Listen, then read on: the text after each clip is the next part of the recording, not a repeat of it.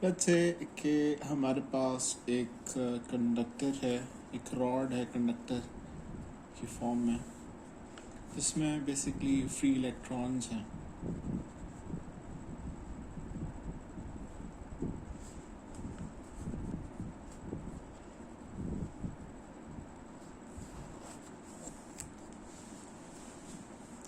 अब अगर इस कंडक्टर को मैं एक बैटरी से जोड़ दूं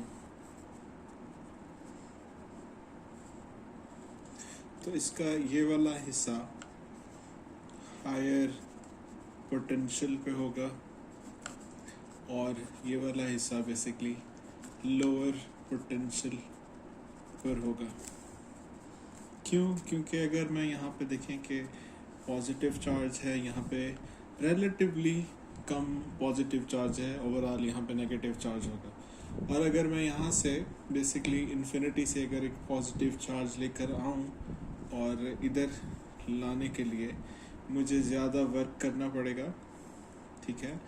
और हमने देखा है जो potential is equal to W/Q के इक्वल होता है, तो यहाँ पे जो पोटेंशियल है वर्क ज़्यादा होगा तो पोटेंशियल भी ज़्यादा होगा, यहाँ पे वर्क कम होगा तो पोटेंशियल भी कम होगा।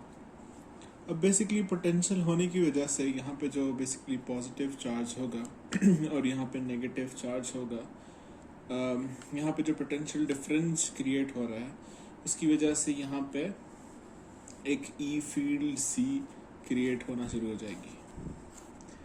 ई फील्ड जो क्रिएट होगी, इलेक्ट्रिक ई फील्ड, हमें पता है कि ई फील्ड की वजह से जो चार्ज हैं वो एक फोर्स फील करते हैं, और वो फोर्स किस डायरेक्शन में होती है, यानी अगर एक नेगेटिव चार्ज है और यहाँ पे बंच ऑफ पॉजिटिव चार्ज है और ये इसकी कोई फील्ड है, इनकी ये पॉजिटिव चार्जेस की एक फील्ड है, तो जो इलेक्ट्रॉन है वो एक फोर्स फील करता है जो हम कूलम लॉ से डिटरमाइन करते हैं। और ये चार्ज बेसिकली एक फोर्स फील करेगा टुवर्ड्स पॉजिटिव चार्जेस। तो इस वजह से जो फ्री इलेक्ट्रॉन्स हैं वो मूव करना शुरू कर देंगे पॉजिटिव टर्मिनल हायर पोटेंशियल की तरफ। तो इसी तरीके से जब अगर हम एक एटम की फॉर्म में देखें तो अगर एक इलेक्ट्रॉन है यहाँ पे, ठीक है, और ये न्यूक्लियस है और ये न्यूट्रल एक एटम है और इसी तरीके से यहाँ पे एक और एटम है, तो इसके फ्री इलेक्ट्रॉन्स अगर मूव करके इस डायरेक्शन में जा रहे हैं तो यहाँ से अगर मैं एक इलेक्ट्रॉन निकाल लूँ तो इस पे ओवरऑल पॉजिटिव चार्ज हो जाएगा, ठीक है।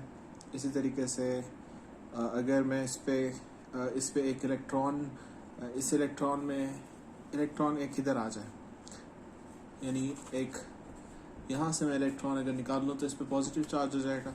इस तरीके से मैं अगर एक एक्स्ट्रा इलेक्ट्रॉन इसमें डाल दूँ तो ये इसमें एक आयनाइजेशन हो जाएगी और नेगेटिव चार्ज आ जाएगा। तो जैसे ही ये बंच ऑफ इलेक्ट्रॉन्स कंडक्टर में मूव कर रहे होंगे, कंडक्टर्स में मूव कर रहे होंगे, इलेक्ट्रॉन्स बेसिकली इस डायरेक्शन में मूव कर रहे हैं, तो इसी तरीके से जैसे इलेक्ट्रॉन्स एक शेल से दूसरे शेल में फिर दूसरे शेल में इस तरह पॉजिटिव की तरफ मूव कर रहे हैं, तो ऐसा लगेगा कि पॉजिटिव जो है वो फर्दर इस नेगेटिव की तरफ मूव कर रहे हैं, यानी पॉजिटिव जो चार्ज है वो नेगेटिव की तरफ मूव करना शुरू कर देगा। यानी हम ये देख रहे हैं कि जो नेगेटिव चार्ज है is moving towards higher potential, और ऐसा लगेगा कि जो पॉजिटिव चार्ज है वो लोअर पोटेंशियल की तरफ मूव कर रहा है।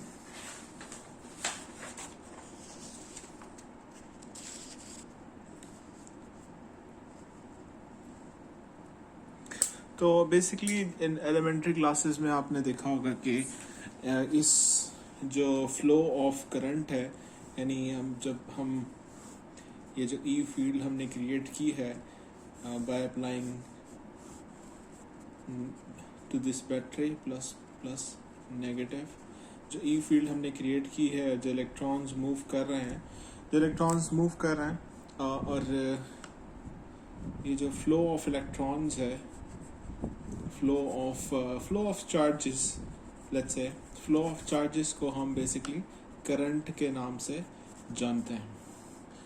अब ये दो तरह के करंट है। एक कन्वेंशनल करंट होता है जो कि पॉजिटिव चार्ज जो है उसको बताता है, और बेसिकली आम टेक्स्ट बुक में कन्वेंशनल करंट की ही बात करते हैं कि जो चार्जेस का फ्लो है वो पॉजिटिव टू नेगेटिव है। लेकिन हम देख रहे हैं कि इलेक्ट्रॉन बेसिकली एक्चुअली जो होता है वो electrons negative to positive move करते हैं।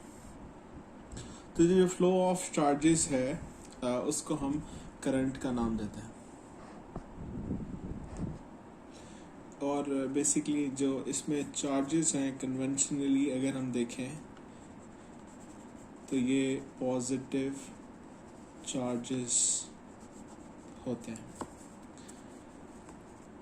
अगर हम मज़ीद क्वांटिटेटिवली देखें कि करंट की डेफिनेशन हमने फ्लो ऑफ चार्जेस कहा है, लेकिन अगर इसकी क्वांटिटेटिव मज़ीद डेफिनेशन देखें तो बेसिकली हम कहते ये हैं कि कोई भी अगर ये कंडक्टर है उसमें अगर हम एक स्पेसिफिक फ्लो एक क्रॉस सेक्शन को देख लें, यानी एक क्रॉस सेक्शन अज्यूम करें कि ये एक क्रॉस सेक्शन है और इसमें कितने चार्जेस जो हैं वो जा रहे हैं एक यूनिट टाइम में, यानी इसका जो फॉर्मूला बन रहा है वो है Q/T।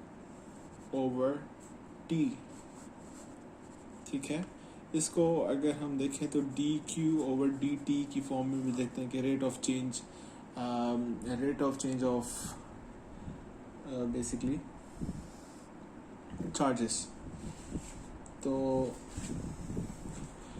एक क्रॉस सेक्शन एरिया में, यानी ये क्रॉस सेक्शन एरिया है जो शेडेड एरिया है, इसमें से जो नंबर ऑफ चार्जेस पास करें एक सेकंड के अंदर, ठीक है, तो उसको हम करंट का नाम देते हैं। अब देखें कि I is equals to Q/T, ठीक है, Q इज इक्वल्स टू कोलॉम और T बेसिकली इज सेकंड। तो जो I जो करंट है उसका यूनिट है कोलॉम पर सेकंड, और इसको हम बेसिकली एम्पेयर्स के नाम से भी जानते हैं।